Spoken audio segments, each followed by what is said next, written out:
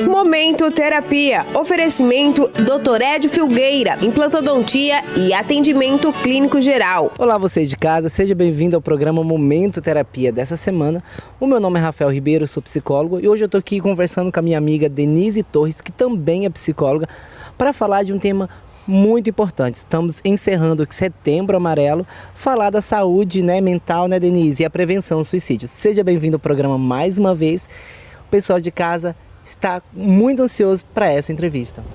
Obrigada, Rafael, pelo seu convite, para a gente falar desse tema tão importante, a gente vê aí cada dia aumentando o índice de suicídio no Brasil e no mundo como um todo, e é um tema que a gente realmente precisa falar, Existe um mito do silêncio para falar do suicídio, porque a gente vê muitos preconceitos, muitas questões que precisam ser faladas desse tema que afeta tanto a nossa população, tanto jovem como idosos, mas que é pouco falado, é pouco divulgado, então a gente precisa ter essa conscientização a respeito desse tema, Eu que agradeço o convite para falar aqui com você. Para mim é um prazer, gente. A Denise, minha amiga de profissão, estudamos juntos na faculdade. Isso. E Denise, a gente percebe que falar sobre suicídio é um tema pesado, mas que é importante ser falado.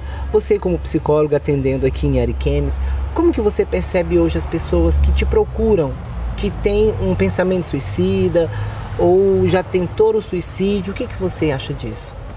Bom, Rafa, eu vou falar da minha experiência clínica mesmo, O que eu percebo hoje, principalmente nos jovens, Uma cobrança, uma exigência muito grande na atualidade para você ser alguém que vai dar certo, alguém que dá certo, Então, hoje existe uma cobrança do eu tudo posso. E é importante a gente pensar que hoje o jovem existe uma cobrança muito grande no jovem, num contexto geral. A gente pode pensar em toda a população como geral, mas a gente vamos focar um pouquinho na questão do jovem. Então é isso que eu vejo hoje, uma cobrança muito grande, uma necessidade de ser feliz muito grande, É disseminado na rede social uma felicidade falsa, porque é importante a gente falar, Rafa? O quanto que o Facebook dá a ilusão de que as outras pessoas são felizes, eu não. E tudo isso vai crescendo a ideia de que eu estou inadequado nesse mundo, que eu preciso ser feliz, que Será precisa que é algo de errado comigo? Isso, exatamente. Então eu percebo muito isso, Eu percebo muito a dificuldade dos filhos em falar com os pais, Principalmente porque é tão difícil, Um filho, por exemplo, chega e fala: eu tô triste, esse mundo não presta, eu quero morrer. E a primeira reação dos pais é: deixa disso, Pensa em outra coisa, não vamos, Então, assim, existe uma dificuldade de falar, porque é um tema muito complicado, Rafa? A gente mesmo, como profissional, a gente vai ler, vai estudar sobre, Vamos preparar palestra, vamos preparar para entrevista, a gente vai lendo sobre o tema e vai vendo como é pesado o tema, É um tema muito difícil, porque a ciência, a nossa cultura, as religiões, elas são pautadas na vida. Tudo é pautado para a vida, para viver, E quando você vai falar de alguém que tira a vida, então está em contramão a tudo que é pregado.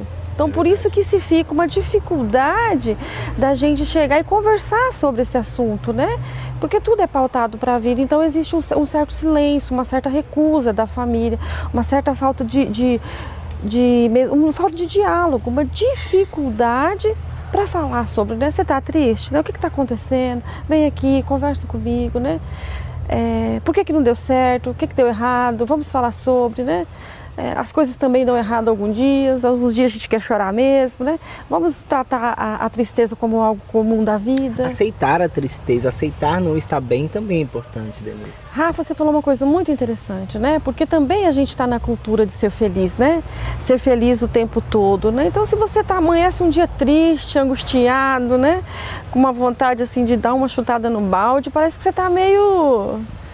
Vamos falar assim de um modo até mais leigo, mais popular, As pessoas acham que aquilo tá doente, É anormal. E uma coisa interessante, Denise, que você falou, é a família estar preparada para conversar sobre isso. Às vezes as famílias não querem falar, porque como você mesmo disse, a família admitir que um ente querido não tá bem, admitir que o filho precisa de uma ajuda psicológica é muito difícil para a família também, não é? Ah, é difícil, né? A gente não faz filhos para dar errado, né? A gente quer que os filhos dê certo, que eles sejam felizes. E não tem nada errado nisso, né, Rafa? É importante, Rafael, a gente entender que isso é uma coisa natural, né? De mãe e de pai. Mas existem momentos que os filhos realmente não vão estar bem, né? Existem momentos que eles vão estar tristes. São seres humanos, né? Então existe uma dificuldade dos pais entenderem que os filhos estão com problema, precisa de ajuda, e isso não tem a ver com eles, porque o que eu percebo muitas vezes, né? Os pais não procuram ajuda para os filhos porque acham que eles erraram, né? Que se procurar ajuda para o filho vai ser um certificado de falha materna ou paterna, né? Isso é uma coisa que não faz sentido. Né? Então, procurar ajuda, ouvir esse filho, se ele tiver com problema, procurar orientação, isso é muito importante, né, Rafael? Não achar que porque o filho está com problema, você não foi um bom pai ou uma mãe ruim, né? Não, bons pais e mães boas, né? Ter essa capacidade de educar não quer dizer que a gente não vai ter filhos que tenham problemas, que tenham dificuldades, que precisem de ajuda, né? É verdade. Denise, vamos esclarecer para o pessoal de casa que às vezes sempre chegam até mim com essas perguntas. Quais são os sintomas de que alguém está prestes a se suicidar? Na sua experiência clínica, esclarece para o pessoal de casa, por favor. Eu penso assim, é o isolamento, né? O isolamento, aquele adolescente que vai ficar no quarto o dia todo, aquele adulto que começa a parar de sair, que frequentava ambientes sociais e não frequenta mais, né? Não fala com a família, começa a recusar muitos convites para sair, uma tristeza muito profunda, né? Sem aparência às vezes aparentemente está tudo bem, mas a gente tem que pensar que a gente tem um mundo interno. Né? Esse mundo interno, ele se manifesta. Então, esse isolamento social, essa tristeza, essa recusa para se socializar, para estudar, para ter uma carreira, para namorar, para praticar esportes, né? Então, eu penso que a primeira questão. E é importante também os pais pensarem assim, meu filho até ontem ele era assim, agora ele está começando a ficar diferente. Né? O que essa diferença significa? E começar a observar esse diferente, né? Que aí nesse diferente pode encontrar aí alguma coisa. Perguntar, conversar, né? Eu penso assim, sabe? O diálogo dos pais com os filhos é muito importante. Sim, é muito importante. A comunicação, né, Rafael? É importante a gente pensar que a dificuldade é se comunicar com o próximo. Né? As redes sociais veio aí para mostrar para a gente que a gente nunca teve dificuldade de se comunicar, a gente tem dificuldade de se comunicar com o próximo, né? Porque a gente tem várias formas de comunicação hoje, né? De transmitir conhecimento, comunicação, de falar com qualquer pessoa, mas o próximo ali, aquele que vai conversar com você e no diálogo você vai sentir, né? Você vai perceber, você vai conseguir sentir a angústia dele. Porque o diálogo próximo é aquele que você sente a angústia, que você percebe a dor, né? Então, além do ouvir, tem outras sensações que vêm junto. Esse é o diálogo difícil. É verdade. Gente, e olha que interessante que a Denise está trazendo aqui para nós. Olha o quanto é importante você que está em casa nos assistindo perceber se a pessoa que está aí perto de você já teve um pensamento suicida, já tentou o suicídio alguma vez, né? O quanto é importante você estar sensível a isso, você pai, mãe, estar sensível a essa dor das pessoas que estão próximas de você. Por isso que a gente está aqui, eu e a Denise, falando sobre a importância, gente, do cuidado com a saúde mental, a importância da prevenção ao suicídio nesse Setembro Amarelo. Denise, você percebe hoje, já que a gente está falando de saúde mental, muitas vezes resistência das pessoas em procurar uma ajuda psicológica, porque hoje a gente vê as academias estão cheias, porque cuida daquilo que é fora. E muitas das vezes a luta, a dor, ela é muito interna, ela é mais psicológica do que física. Sim. Existe, né, Rafael? É importante a gente pensar o seguinte, é importante ir para academia, né? Porque se a gente pensa no indivíduo que está indo para academia, pelo menos assim, se a gente pensar um pouquinho, ele está cuidando da sua saúde, como um contexto. Mas vamos pensar o seguinte, a gente precisa entender que a saúde é física e mental. Então a gente não tem preconceito para ir na academia, mas a gente tem preconceito para ir ao psicólogo, né? A gente tem preconceito para falar que está fazendo terapia, né? Tem muita as pessoas acreditam que pode cuidar das doenças do corpo, mas não cuidar das doenças da alma, a gente pode dizer, né? Então, assim, e é importante a gente refletir o seguinte, gente, acreditar em Deus, ter uma religião, ter uma fé, não tira a pessoa dos problemas psicológicos e emocionais, né? Pessoas que acreditam em Deus também ficam doentes mentalmente. Sim. Então a gente percebe hoje até um grande índice, né? A gente vê aí na mídia o índice de suicídio entre religiosos, né? Devido ao isolamento social, devido ao preconceito das doenças mentais, né?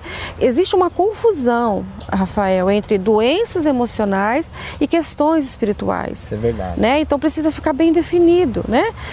Até mesmo aquilo que você, não te interrompendo, mas é que eu quero pegar bem esse gancho, que eu achei incrível que você falou.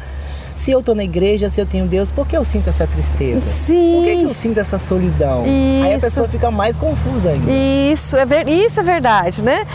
Eu acreditar em Deus não me isenta da tristeza, né? Eu ter a minha fé, é claro que a gente vê estudos, né?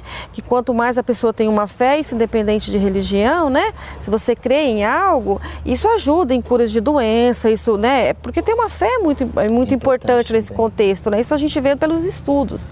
Só que ter fé, acreditar em Deus, não exime você de ter um câncer, né, gente? Então também não vai eximir você de ter uma depressão, porque depressão é uma doença, com questões físicas, fisiológicas, né, com questões emocionais, ambientais, socioculturais.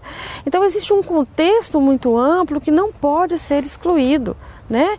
Então vamos pensar sempre assim, estar doente psicologicamente não significa que eu não creio em Deus. Né? E crer em Deus não me exime das doenças psicológicas, né? Então, esse mito que a gente está falando, que é algo muito sério que a gente está dizendo, ele precisa ser desmistificado, Rafael, porque as pessoas morrem por causa disso, né? As pessoas não conversam sobre o suicídio por causa disso. Então, é importante essa desmistificação. É por isso que é tão importante o Setembro Amarelo, porque é uma oportunidade da gente falar de um tema tão difícil, né? Tão dolorido, que é o suicídio. Então, gente, esse programa de hoje, nós estamos enfatizando mais uma vez sobre a saúde mental. Denise, eu tenho mais uma pergunta para você. Quando você, voltando ao tema suicídio, né? Quando as pessoas vão até você com o pensamento suicida, né? Com até mesmo já tentou, o que você percebe de a origem dessa tristeza? Às vezes é uma depressão, às vezes é outro transtorno. O que você percebe disso? Rafael, eu tive alguns casos nesse sentido que você está falando, sabe? Alguns mesmo pedido de socorro. Sabe, a pessoa tinha a parte saudável pedindo socorro, né? Então eu tive já alguns casos de adulto né? Já teve pensamento de suicídio, mas não foi por isso que foram para a terapia. Mas adolescente, os casos que eu tive, eu percebi assim, um pedido de socorro, né? A dificuldade dos adolescentes de falarem aquilo para os pais, até pelas exigências que os pais tiveram, né? Nesses casos que eu estou citando, de cobranças mesmo que os filhos não conseguem atender. Né? Então eles não conseguem chegar e dizer para o pai ou para a mãe que não é aquilo que eles querem, né? Na vida profissional ou também a opção sexual. É muito importante a gente falar sobre isso, né? Alguns filhos não têm a opção sexual que os pais desejam, né? E aí eles têm dificuldade de falar sobre isso, né? Então a terapia veio como um pedido de socorro e através da terapia a gente conseguiu fazer um trabalho de diálogo com a família, né? E não lidar com isso, né? Porque eu acredito assim, pra gente que é profissional, nós não estamos ilesos de ter alguém que está junto com a gente cometer o suicídio, né? Eu sempre digo que ninguém vai morrer do coração na nossa mão, porque a gente não é cardiologista, né? Mas alguém pode se suicidar fazendo tratamento psicológico. Também isso é uma realidade, né? Então mas não tive essa experiência na minha vida profissional ainda, né? Mas os casos que eu tive foi realmente, eu diria, um pedido de socorro. Denise, e o bullying também, né? Tá muito ligado ao suicídio. Às vezes as pessoas sofrem bullying e como uma forma de fugir dessa dor acaba cometendo um suicídio. O que você acha disso? Sim, os adolescentes, né? A maioria a questão é bullying, né? O bullying é uma coisa muito, muito séria.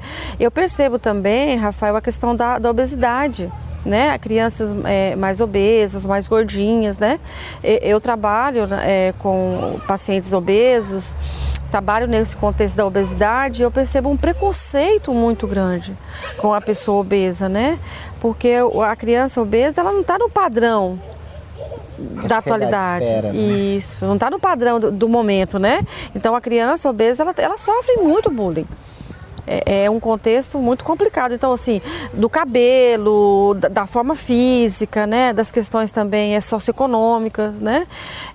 Então, existe uma necessidade de enquadramento das crianças ou do adolescente, que é aquele adolescente que foge a esse enquadramento, tá no bullying, né? E acaba se tornando um adulto muito triste, né? Às vezes não consegue recuperar um peso que a pessoa espera, né? Uma criança gordinha acaba sendo um adulto obeso. Você trabalha com cirurgia bariátrica hoje, não trabalha? Trabalho. Hoje eu trabalho, né, na preparação para o paciente para a cirurgia bariátrica, eu trabalho no pós-operatório, né, com esses pacientes bariátricos, né. Então, o obeso, ele tem um preconceito na sociedade muito grande, né, a gente vive um preconceito da obesidade muito grande. É uma questão de saúde pública também, a obesidade, né, Rafael? E, gente, e você que está em casa, a Denise deu uma primeira entrevista pra gente há um tempo atrás sobre cirurgia bariátrica, né? Se você tem interesse também nessa entrevista, vá lá no YouTube ou no Facebook do SBT, pesquisa lá, Momento Terapia Denise Torres, cirurgia bariátrica, que você vai saber tudo que a gente falou sobre cirurgia bariátrica. Denise, pra gente encerrar, eu gostaria que você, por gentileza, deixasse o seu telefone para contato, onde você está atendendo, para as pessoas que estão nos ouvindo, quer saber um pouco mais sobre cirurgia bariátrica ou também pensamentos suicidas ou por qualquer outro motivo, gente. Se você precisa de um atendimento psicológico, Denise, por gentileza, onde você está atendendo, o seu telefone para contato? Eu atendo na Mediclinic, lá ao lado do Hospital Montes Sinais. O telefone de lá é 3536-4017, o WhatsApp é 98415-2923. Certo, gente. Eu vou deixar aqui também minhas redes sociais, meu telefone para contato. Se você tem mais dúvidas sobre esse tema tão importante que é Setembro Amarelo, sobre cirurgia bariátrica, que é um atendimento psicológico como a Denise, ela está atendendo ali do lado do Monte Sinai, na Mediclinic. Então, olha só, se você tem interesse, mande para nós a sua mensagem que a gente vai estar respondendo com todo carinho. Denise, eu quero te agradecer mais uma vez por você estar aqui com a gente. Você sabe que eu gosto muito de você, esse bate-papo aqui é sempre enriquecedor, que a gente aprende sempre um com o outro. Por gentileza, deixe suas considerações finais para o pessoal de casa. Rafael, eu que agradeço, né, novamente o convite para estar aqui falando desse tema, né, é sempre muito bom a gente encontrar os colegas, trocar informação, né, muito obrigada pelo convite e um abraço a todos e, gente, não tenha medo de pedir ajuda, de procurar terapia, né, a ciência terapêutica, a ciência psicológica está aí para ajudar nas questões mentais mesmo, tá, eu que agradeço, muito obrigada. É verdade, Denise falou tudo. Gente, nós ficamos por aqui, queremos agradecer todos vocês que nos assistem. Vou mandar uns abraços, Denise, dos meus telespectadores que sempre nos assistem. Quero mandar um abraço, gente, muito carinhoso, tá? Lá pro setor 11, deixa eu pegar aqui o nome. Pra Jaciara, do setor 11, e os seus filhos, Jonathan e Jennifer. Um grande abraço para você. E quero também, gente, mandar um abraço também para Marilena, aqui do setor 1, e para Adriana, lá do setor 9. São telespectadores que estão sempre com a gente. Tá bom? Nós vamos ficar por aqui e a gente vê vocês e vocês vê a gente no programa da semana que vem. Até lá. Momento Terapia. Oferecimento Dr. Edio Filgueira, implantodontia e atendimento clínico geral.